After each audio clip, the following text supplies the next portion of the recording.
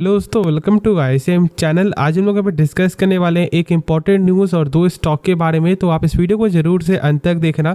तो पहले हम लोग यहाँ पे कवर करते हैं न्यूज़ को। देखो यहाँ पर आपको जो BSE ने आपको अनाउंस कर दिया है कि 12 नवंबर के दिन जो है एक टाइम के लिए यहाँ पे आपको ट्रेडिंग होते हुए दिखाई देगा, जिसे हम लोग बोलते हैं यहाँ पे मुहूर्त ट्रेडिंग। ठीक है, जो यहाँ पे आपको फाइनली अनाउंस कर दिया है। और ये 12 नवंबर इसलिए क्योंकि उस दिन दीपावली है, तो इसलिए यहाँ पर अब पूरा जो है आपको टाइमिंग भी मालूम चल गया है कि देखो यहाँ पे 6 बजे से स्टार्ट होगा और 7:15। ठीक है, और जिसमें से 15 मिनट यहाँ पे प्री मार्केट सेशन होता है, जो यहाँ पर साफ तौर से ही लिखा हुआ है। तो मैंने इस न्यूज़ को कवर कर दिया है। अब यदि हम लोग यहाँ पे स्टॉक के बारे में जाने, जो है टाटा एल्क्सी, तो देखो आज के दिन यहाँ पे कल के दिन 2% का यहाँ पे गेन देखने को मिला। आप जानते हो कि देखो इसका नंबर यहाँ पे आ चुका था।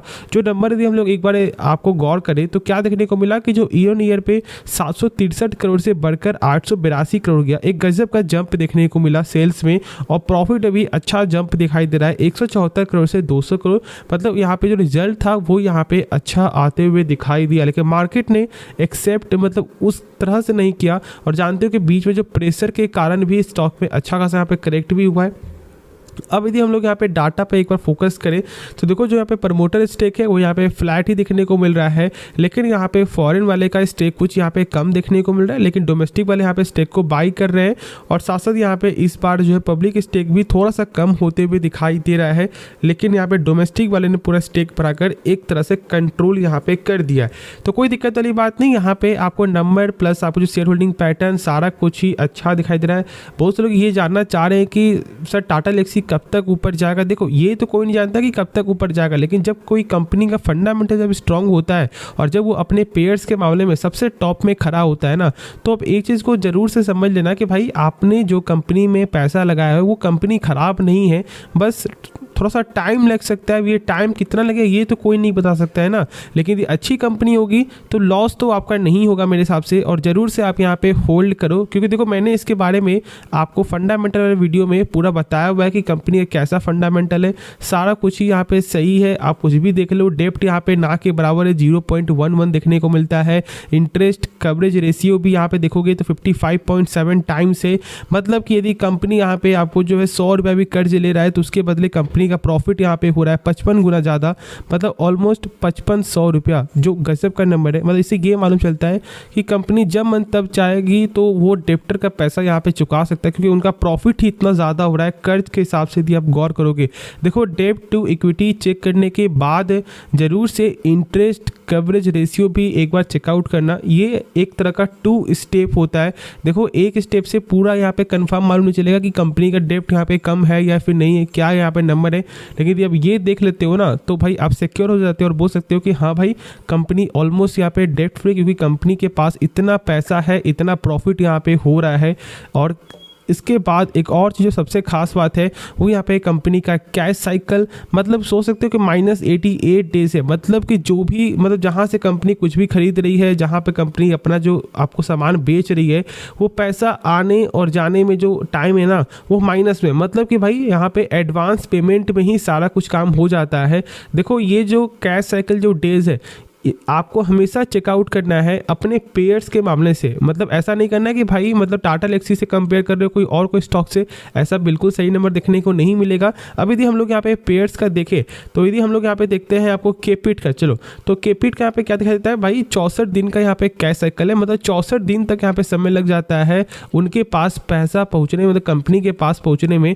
मतलब इस चीज़ को सही से आप समझ लो कि देखो कैश साइकिल बहुत इंपॉर्टेंट रोल, इससे मालूम चलता है कि आपका बिजनेस का कैसा रिलेशन दिखाई देता है जहां से आप कुछ भी खरीद रहे हो, ठीक है, और जहां पर आप बेच रहे हो उनके तरफ से पैसा कितने समय के बाद आपके अकाउंट में आ रहा है, आपके पास आ रहा है। ये सब नंबर जरूर से यहाँ पे चेकआउट करना चाहिए। जो मैंने दिखाया कि देखो भाई टाटा एल्क्सी का माइनस में मतलब गजब का नंबर है। अब यदि हम लोग यहाँ पर देखें इसका टेक्निकल यहाँ पे क्या दिखाई दे रहा है, तो देखो मैंने बताया हुआ कि जो सपोर्ट मुझे यहाँ पे दिखाई दे रहा है यहाँ पे 7223 का है, तो जरूर से आप यहाँ पे होल्ड करके चलो। और मैंने इस लेवल में मैंने कहा था कि देखो स्टॉक अपने सपोर्ट के करीब आ रहा है, यहाँ से ये आपको जो है ऊपर जा सकता है, और सेम आपको इसी साइड से ये ऊपर जाते हुए दिखाई दे रहा है। अब यदि आप लोग अभी इसके बारे में आप सोच रहे फॉर द ट्रेडिंग पर्पस, तो मेरे हिसाब से आपको ये लेवल ब्रेकआउट होने के बाद ही सोचना चाहिए, क्योंकि साथ ऐसा हो सकता है कि शायद स्टॉक यहाँ से नीचे गिर जाए। तो मेरे हिसाब से जब तक आपको यहाँ पे कंफर्मेशन ना दिखे तब तक आपको ट्रेडिंग पर्पज से नहीं जाना चाहिए। फॉर द लॉन्ग टर्म देखोगे तो कंपनी का फंडामेंटल बहुत ज़्यादा स्ट्रॉन्ग है, जो मैंने शेयर अभी ही कर दिया है। अब जो यहाँ पे नेक्स्ट स्टॉक है ना, वो यहाँ पे डिक्सन टेक्नोलॉजीज। तो देखो ये एक फ्लैट क्लोजिंग ही दिखाई दिया, और इसका जो नंबर आया ना, वो नंबर के बाद यदि हम लोग एक बार गौर करें तो कुछ खास यहाँ पे फ़र्क देखने को नहीं मिला आपको नंबर के बाद, लेकिन ओवरऑल एक अच्छा नंबर देखने को मिला है। देख सकते हो कि यहाँ पे 3867 करोड़ से बढ़कर यहाँ पे 4943 करोड़ यहाँ पे हो चुका है। और यदि देखोगे यहाँ पे नेट प्रॉफिट भी, तो यहाँ पे 77 करोड़ से बढ़कर भाई 113 करोड़, ओवरऑल बहुत अच्छा ही जंप देखने को मिला है, या फिर सेल्स में हो या फिर प्रॉफिट में हो। और यदि हम लोग यहाँ पे देखें इसका शेयर होल्डिंग पैटर्न क्या कुछ चेंज हुआ है, तो हाँ यहाँ पे भाई प्रमोटर ने थोड़ा सा स्टेक यहाँ पे कम किया है, लेकिन यहाँ पे भाई फॉरेन वाले ने स्टेक बढ़ाया है, और साथ साथ यहाँ पे डोमेस्टिक वाले ने भी स्टेक बढ़ाया, लेकिन यहाँ पे बेचा कौन है, तो भाई पब्लिक स्टेक, जहाँ पर 40% तक था वो आज मात्र 23% है। होता है जब कंपनी ग्रोथ करती है तो लोग बेचना यहाँ पे स्टार्ट कर देते हैं, और जब कोई कंपनी एक यहाँ पे प्राइस जब उसका बहुत ज़्यादा बढ़ जाता है तो फिर यहाँ पे आपको पब्लिक बाई करना स्टार्ट कर देती है। तो मेरे हिसाब से यदि आपने सही टाइम में स्टॉक को बाई किया था ना, तो फिर आपको सेल नहीं करना चाहिए। अब मैंने आज से नहीं, मैंने इसे आपको जो है 2700, 2800, 3200 के लेवल में मैंने शेयर किया था कि आप इसके बारे में सोच सकते हो, और बहुत लोगों ने पैसा बनाया भी। तो यदि आप इस जो वीडियो को देख रहे हो और यदि आप सच में पैसा बनाए हो तो ज़रूर से कमेंट करना।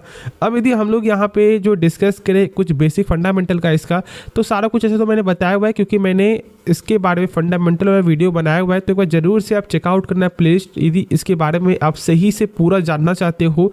अब देखो यदि हम लोग यहाँ पे देखें इसका जो पेग रेशियो है ना, उसके हिसाब से कंपनी का प्राइस यहाँ पे ज़्यादा हो चुका है, 3.13 का यहाँ पे पेग रेशियो है।